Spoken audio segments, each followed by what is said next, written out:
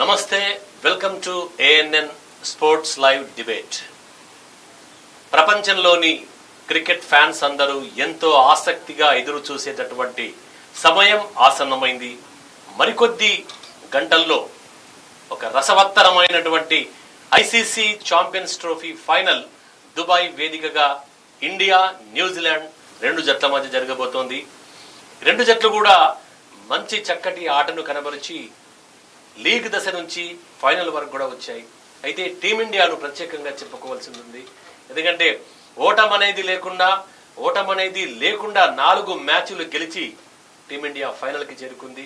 అటు New Zealand India చేతిలో league దశలో ఓడిపోయింది. అయితే ఓవరాల్గా చూస్తే ఇరు జట్ల బలాబలాలేంటి, అలాగే ఇరు జట్లు ఏది హాట్ ఫేవరెట్, టీమిండియాకున్న బలం ఏంటి, న్యూజిలాండ్కున్న బలహీనతలేంటి, ఇవన్నీ మనతో చర్చించేందుకు మన స్టూడియోలో ఉన్నారు క్రికెట్ అనలిస్ట్ గౌతమ్ రెడ్డి. నమస్తే అండి, welcome to ANN studio. Thank you. ఈరోజు కనుక మ్యాచ్ చూస్తే ఒక ఇంట్రెస్టింగ్, అలాగే ఒక స్వీట్ రివెంజ్, అంటే క్రికెట్ ఫ్యాన్స్ అందరూ కూడా న్యూజిలాండ్ మీద రివెంజ్ తీర్చుకోవాలనేటువంటి ఒక ఆశతో ఉన్నారు. ఒక మ్యాచ్ అంటే ఇంట్రెస్టింగ్ మ్యాచ్ జరగబోతోంది ఇండియా న్యూజిలాండ్ జట్ల మధ్య. మీ ఉద్దేశంలో ఈరోజు మ్యాచ్ ఎలా ఉండబోతుందంటారు?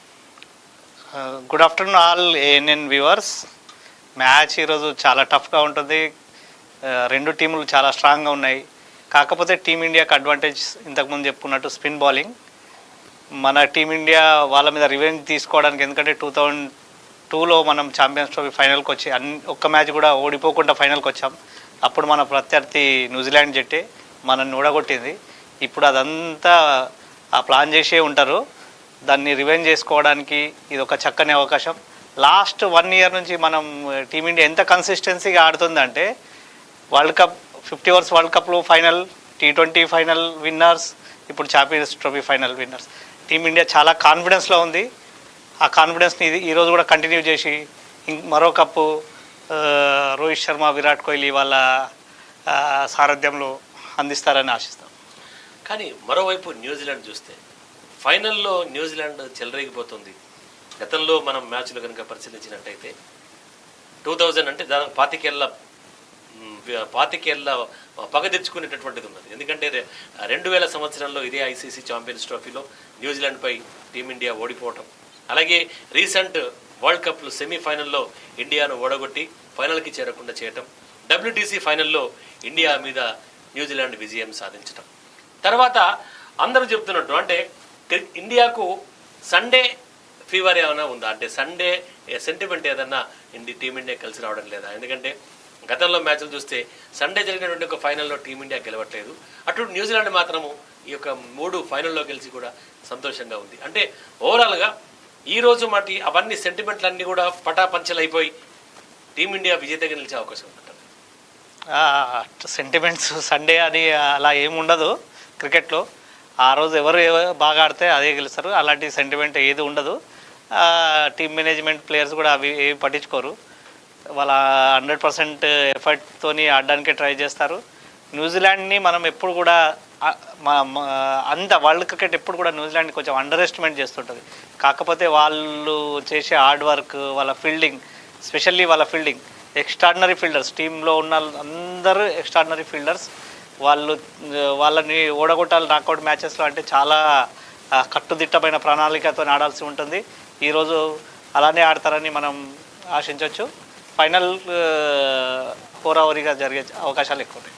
అలాగే ఇవాళ మ్యాచ్ మీద కోట్ల బెట్టింగ్లు జరిగేటటువంటి అవకాశం ఉంది అనేటటువంటి ఒక వార్తలు కూడా చూస్తున్నాం. దీన్ని ఎలా చూస్తారు?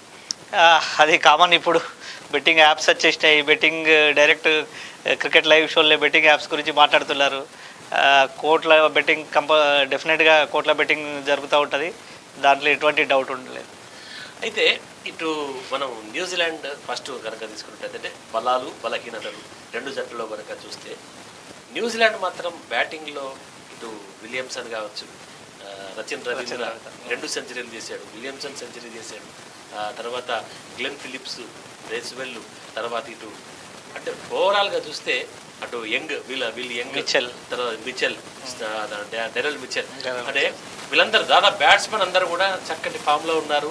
అటు వికెట్ కీపర్ కూడా Mitchell captain wicket keeper allrounder Santner కూడా ఫామ్లో ఉన్నాడు. అంటే ఓవరాల్గా చూస్తే మంచి ఫామ్లో ఉన్నారు. అలాగే ఇటు ఇండియా వైపు కూడా చూస్తే బ్యాటింగ్ పరంగా ఎక్కడ కూడా ఢోకా లేదు.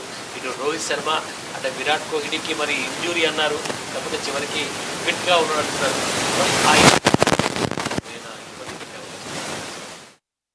రెండు జట్ల బలాబలం, రెండు జట్లు చాలా స్ట్రాంగ్ ఉన్నాయి. మీరు అన్నట్టు ఇప్పుడు న్యూజిలాండ్ బ్యాటింగ్ అంతా మంచి మంచి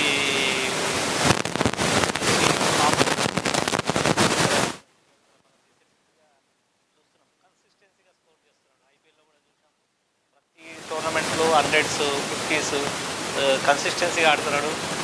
మళ్ళీ senior player Williamson, Daryl Mitchell, Bracewell, అందట్లో స్పెషల్గా చెప్పుకోవాల్సింది ఫిలిప్స్. అవసరం ఉంటే వికెట్ కీపింగ్, బౌలింగ్ చేస్తూ ఎక్స్ట్రాడినరీ ఫీల్డర్ లాస్ట్ మ్యాచ్.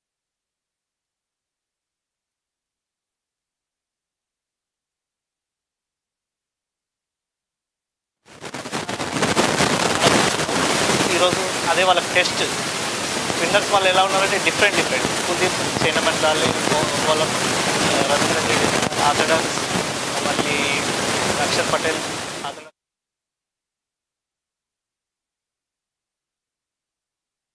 వీళ్ళని ఎలా ఫేస్ చేస్తారో ఈరోజు దాని మీదే మ్యాచ్ డిసైడ్ అయిపోతుంది. వాళ్ళు స్పిన్ గిన దాటిగా ఆడితే టీమిండియాకు చాలా ప్రాబ్లం క్రియేట్ అయ్యే అవకాశాలు ఎక్కువ. కానీ అటు చూస్తే న్యూజిలాండ్ వైపు చూస్తే తక్కువ లేదు. ఎందుకంటే టీమిండియా ఎట్లయితే 4 స్పిన్నర్లతో బరిలో దిగిందో, న్యూజిలాండ్ కూడా 4 స్పిన్నర్లతో బరిలో దిగింది.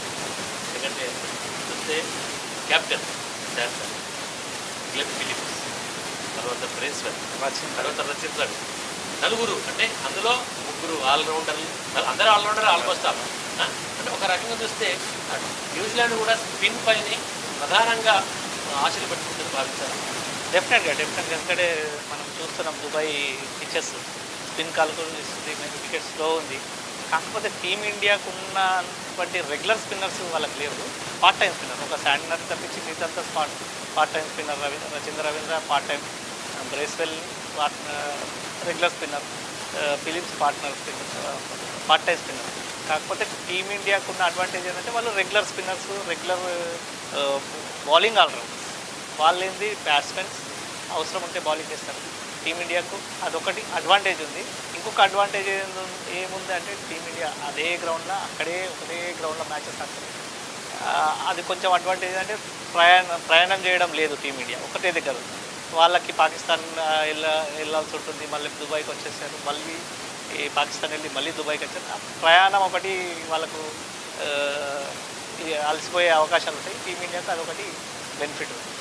అంటే మిగతా జట్టు కూడా అంటే ఏదైతే ప్రయాణం అలసిగా ఒకే కేంద్రంగా ఆడడం, ఇవన్నీ కూడా విమర్శలు అయితే ఆడుతున్న దేశాలు కాదు. కానీ ఏదైతే వెళ్ళిపోయిన దేశాలు అంటే న్యూజిలాండ్ నుంచి ఇంగ్లాండ్, ఆస్ట్రేలియా నుంచి ఇంగ్లాండ్ నుంచి కొంతమంది మాజీ క్రికెటర్లు టీమిండియాకు ఒక అడ్వాంటేజ్ అంటున్నారు.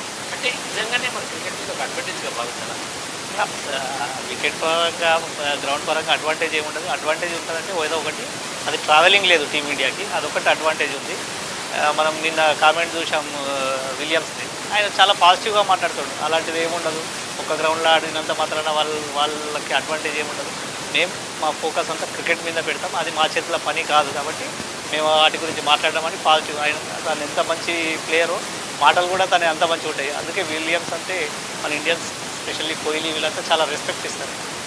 అలాంటి పాజిటివ్ కామెంట్ చేస్తారు. మిగతా కంట్రీలు అంతా నెగిటివ్ కామెంట్ కాబట్టి వాటిని అంతా పట్టించుకోవాల్సి ఉంటుంది. ప్రతి ఆటగాళ్ళు కూడా అలాంటి స్పోర్ట్స్ తెలుసుకుంటారు. డెఫినెట్గా వరల్డ్ క్రికెట్లో చాలా తక్కువ మంది ఉంటారు.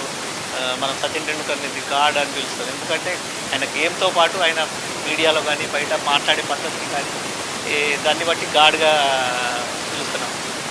అట్లనే సేమ్ విలియమ్స్ కూడా ఎక్కడ కూడా కాంట్రవర్షియల్ మాటలు ఏవి ఉండవు. క్రికెట్ గురించే మాట్లాడతారు, క్రికెట్కి సంబంధించిన మాటలే మాట్లాడతారు.